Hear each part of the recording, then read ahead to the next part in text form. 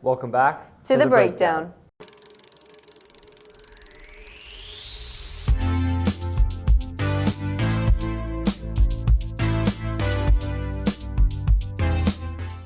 Good morning, DHS, and welcome back to the Breakdown. I'm Rowan Rising. And I'm Jamie Macdonald. Last Wednesday, girls field hockey had their senior night. I went down to the field to check it out. Here's how it went. What's up, DHS? I'm here at the Women's Field Hockey Senior Night, where there's a lot of excitement and energy in the air for these graduating seniors. They're playing Bella Vista tonight, and they just finished up the ceremony, so let's get into the game.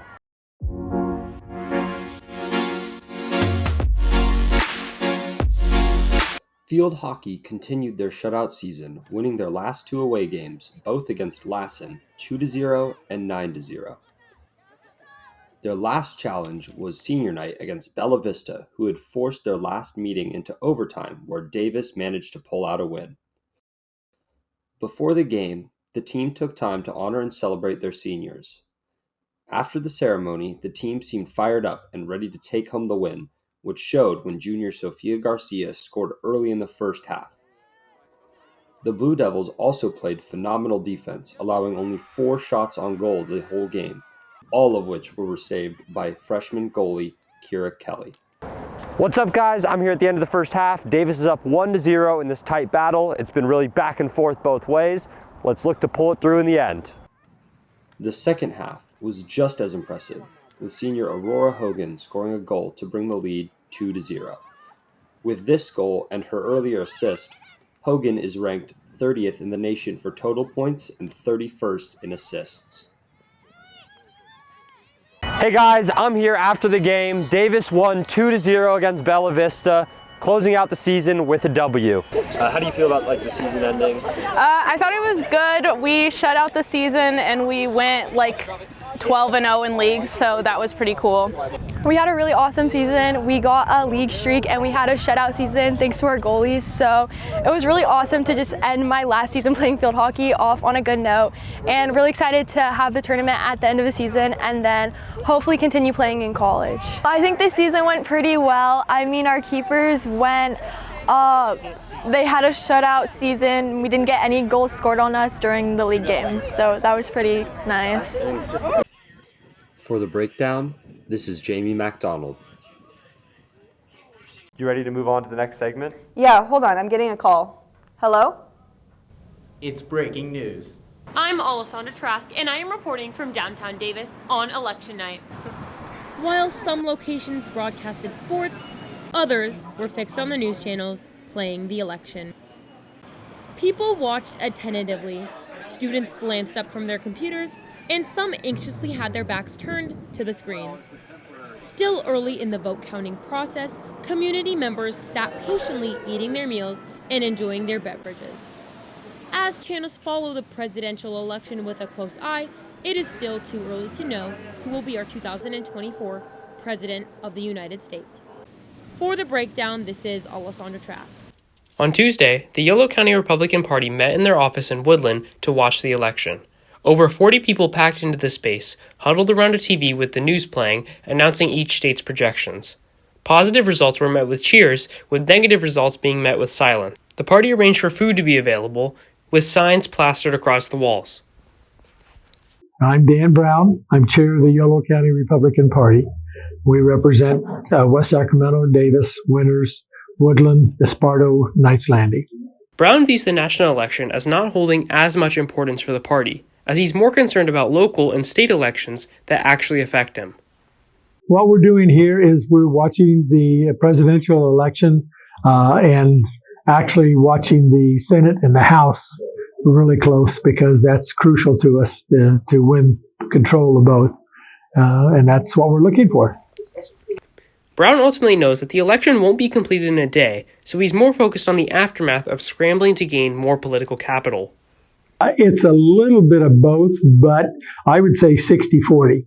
60 on Yolo County and 40 on national, because what can we do with the national? All we can do is send money, okay?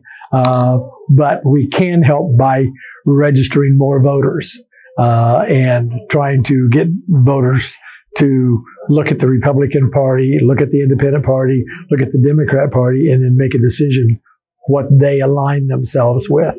and that's our goal. Party member Timothy Blake was one of the members in attendance. He feels like it's important to be with people he agrees with. If you look around, it's a lot of happy people, like-minded people, and I work in Davis, and there's not a lot of like-minded people. If you're a Republican, you tend to keep that pretty to yourself, especially working at the university like I do. It's not something you advertise, but here we can relax and be ourselves and be with friends and enjoy watching the news.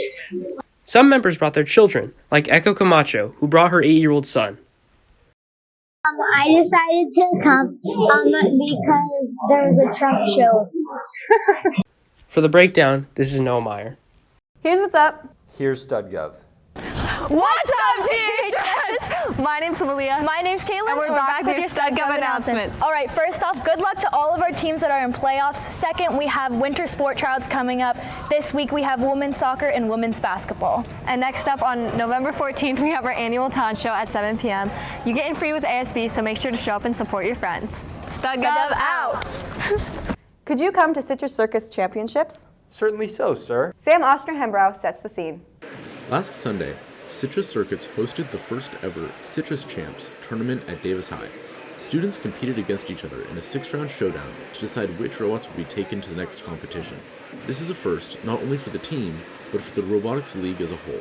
So every FIRST robotics team in the world puts together at least one robot to compete with throughout the season. Some teams put together 2 robots. It's pretty rare that anyone puts together 3, and we are currently finishing up work on number 6 for this season. Over the summer, the team built 3 clone robots based on those built by other teams to give members some hands-on experience.